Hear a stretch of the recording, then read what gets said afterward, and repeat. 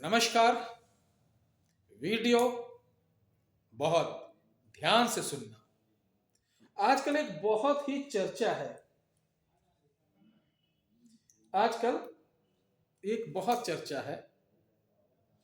TV पर, social media पर, YouTube पर, हर जगह देखो हाथ धो के पीछे पड़ गए हैं ऐसे लोग जिनका खुद का अता पता ढंग से नहीं है।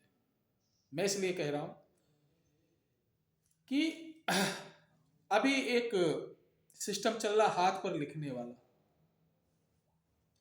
हाथ पर लिखने वाला जो सिस्टम चल रहा है, यानी हाथ पर पर्ची रखकर लिख देते हैं। कागज पर पर्ची पर लिखने वाली विद्या आखिर होती क्या है, सबसे पहले हम इसे समझ लें, फिर बताते हैं। और देखिए, उनकी भी गलती नहीं है, गलती हमारे हिंदुस्तान के लोगों की है। कहीं से जरा सा चमत्कार देखेंगे, उसको ईश्वर भगवान मान लेते हैं। देखिए, कभी भी मनुष्य ईश्वर नहीं हो सकता। सेवक हो सकता है, साधक हो सकता है, उपासक हो सकता है, आपके चरणों का दास हो सकता है, आप उसके चरणों के दास हो सकते हैं। तो अभी कुछ हमारे सरकार धाम वाले हैं, बहुत अच्छे लोग हैं, बड़ा अच्छा काम कर रहे हैं।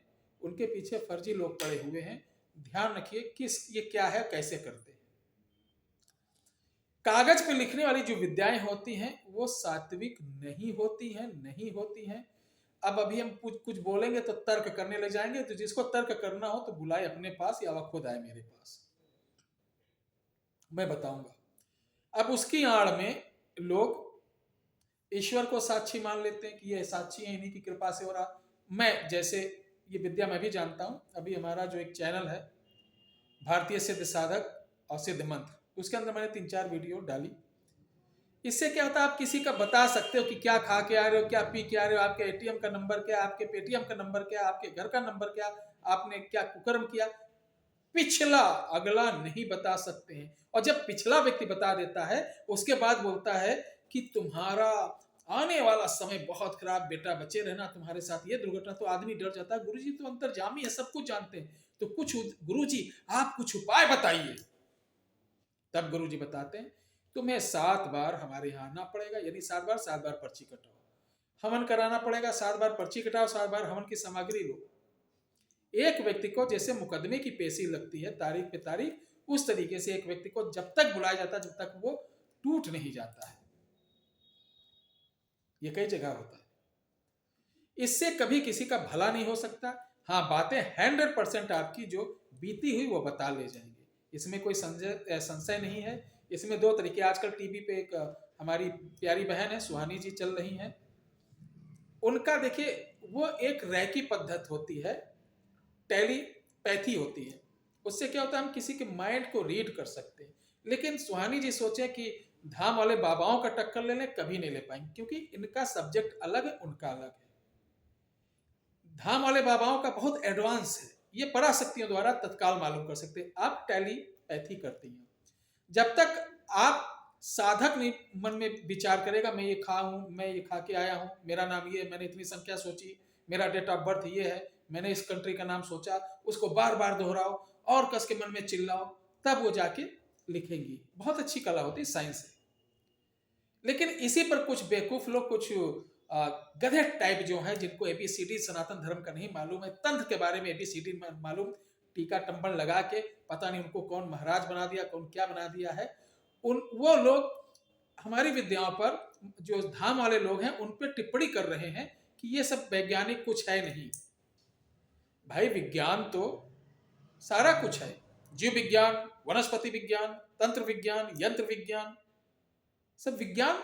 हम कोई भी कार्य को, जहां से किसी चीज की क्रिया होती हो, क्रिया मतलब किसी चीज का उपयोग किया जाता है, वो किसी भी तरीके, वो एक विज्ञान ही तो है।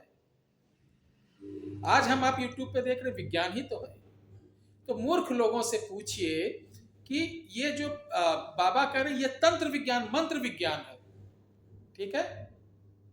और वो जीव विज्ञान, जो टेलीपैथी होती है, वो जीव यानी हमारा जीव है।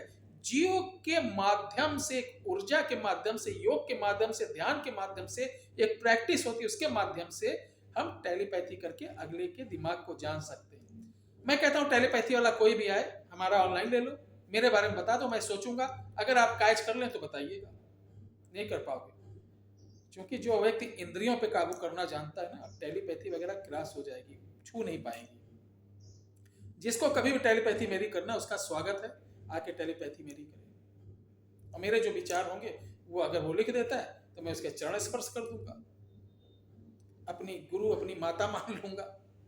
ठीक है, होता है टेलीपैथी बहुत अच्छी चीज, ये भी एक है, मैं उनका सभी लोगों का आदर सम्मान करता हूँ। लेकिन अगर वो लोग कहें कि यही चीज बाबा जी लोग करते हैं तो ये गलत है, बिल्कुल गलत है। आप लोग एकदम मजाक उड़ा के रख देते, बड़ा बुरा लगता है मुझे।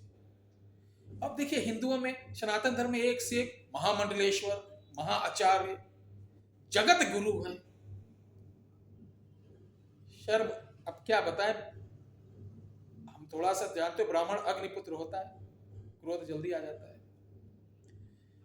तो अगर आप सनातन धर्म के बड़े पायदान पर हैं, एक जिम्मेदारी है, तो आपका भी फर्ज बनता है कि कुछ चीज बोले, कुछ चीज समझे, उस पर अनावश्यक टिप्पणी ना करें। एक महाशय हैं, वो बहुत बड़े संत जी हैं, उनको मैं प्रणाम करता हूं, लेकिन प्रणाम के साथ मुझे बड़ा अफसोस होता है कि ऐसे लोगों को कौन महामंडलेश्वर बना देता है। देखिए, महामंडलेश्वर का मतलब ही नहीं कि तुमको 2-4 वेद का ज्ञान हो गया, 10-20 200-250 दोहे उच्चारण हो गए, श्लोक उच्चारण हो गए, तो आप महंत हो गए। महंत ज्ञान और आपके अंदर जो वैदिक ज्ञान है, इतना होना ही नहीं कि आप परम योगी। आपके विचार, आपके संस्कार जब तक का शुद्ध नहीं होंगे, चाहे जितना ही आप ज्ञान प्राप्त कर लो, चाहे जितना वेद पढ़ लो, वो पानी है। जब तक का आपके आचार विचार संस्कार ब्रह्मचर्य नहीं होगा। उन्होंने बोला, जोशी मठ की दरारें भर दे तो जानू। चलिए, बड़ी अच्छी बात कही, जोशी मठ की दरारें भर दूं तो जानू। आप क्या कर सकते थे? अभी तक का जोशी मठ में इतना इतना कांड हुआ, जो पहले से, जिसका कारण आज जोशी मठ में ये दरारें आ रही हैं, बहुत सारे प्लांट्स, बहुत सारी चीजें वहां पे हुई। उस पीरियड आपने क्या आवाज उठाई? नहीं उठाई। उस पीरियड आपने कोई आवाज उठाई? नहीं उठाई। क्योंकि फेमस होना हर आदमी चाहता है। कोई मामला उठो, इस पे कांव कांव कौवे के तरीके कर दो, बस फेमस हो जाओ। हमारे टीवी चैनल वाले भी बहुत अच्छे लोग हैं, ऐसे आदमी को ढूंढते रहते हैं। घुमाओ कैमरा, बोल बाबा, बोल बोल बाबा, शाबाश, वेरी गुड, और जोर से, जय माता की, और कोर से। कुछ दिन में देखना डिबेट पे, जैसे अभी कांव लड़ाई, हद तेरे की हद तेरे की होते, कुछ दिन बाद लंगोट और डंडे लेके बैठाए जाएंगे, शुरू होगा दंगल। चलो अभी तो जिसके जो मारेगा हॉक के, वही अब पब्लिक देखेगी। तो हर चीज का सिस्टम बदल गया। तो कहने का मतलब है, चमत्कार ये पराशक्तियों द्वारा होता है, इसमें वामकी देवी होती हैं, यक्षिणियों द्वारा होता है, ब्रह्म द्वारा भी होता है, कर्ण पिशाचिनी द्वारा भी होता है, नजर प्रेत द्वारा भी, नजर पिशाच बोलते हैं, मन पिशाचिनी द्वारा भी होता है। ठीक है, और कोई विद्या है नहीं। और जिसमें 90% लोग जो वामकी प्रयोग करते हैं, वामकी एक अनार के पेड़ से, वामकी का कई प्रकार होता है, अनार के पेड़ वाली होती है और बेर के पेड़ की होती है। इसमें एक डंडा, लास्ट में 40 दिन की साधना के बाद एक हाथ से डंडा काटा जाता है, उसी डंडे को आप गदे में रख लें, और ताकि कोई ये ना पूछे कि बाबा डंडा आप क्यों लिए रहते, वो गदा रहेगा, हाँ हनुमान जी का गदा है।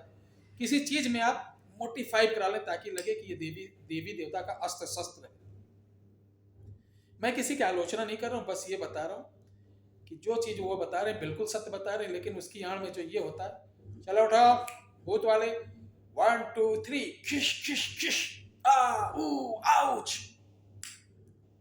ये एकदम ढोंग है, बकवास है। भीड़ों में अपने 10-5 आदमी बैठा के औरतों को खड़ा करते हैं। क्या है तेरे को? बाबा मेरे ऊपर 15 दिन से 5-5 जिन आते हैं। तो उसकी मजाल जिन आता है, खड़ी हो, चलो। अब ये बता, गिरी। अब उसको जो हजारों लोग बैठ के देख रहे, मोटिवेट हो गए, अरे बाबा तो पूछो। तो कहने मतलब है, अपन तेज संभारो आपे, तीनों लोग हाँकते कापे। अपने बल को पहचानो, अपने तेज को पहचानो, नियम को बनाओ, दिमाग सिर्फ लगाओ। तरक्की के लिए 2 पैसे कहाँ से आए, परिवार की तरक्की कैसे हो, उन्नत कैसी हो, तो भूत प्रेत सब कुछ ऑटोमेटिक भाग जाएंगे। साथ ही कर्म प्रधान, जैसा करोगे वैसा भरोगे। ना कोई बाबा, ना कोई तांत्रिक, ना कोई अवगढ़, ना कोई ज्योतिषाचार, कोई नहीं बदल पाएगा। ध्यान रखो, कर्म प्रधान, कर्म जैसा करोगे वैसा भरोगे, कोई कुछ नहीं कर पाएगा। तो ध्यान रहे अपने ऊपर, अपने गुरु माता के ऊपर, अपने परिवार के इष्ट के ऊपर, पितरों के ऊपर, कुल देवताओं पर विश्वास रखें, आगे बढ़ें और अच्छा जीवन जिए।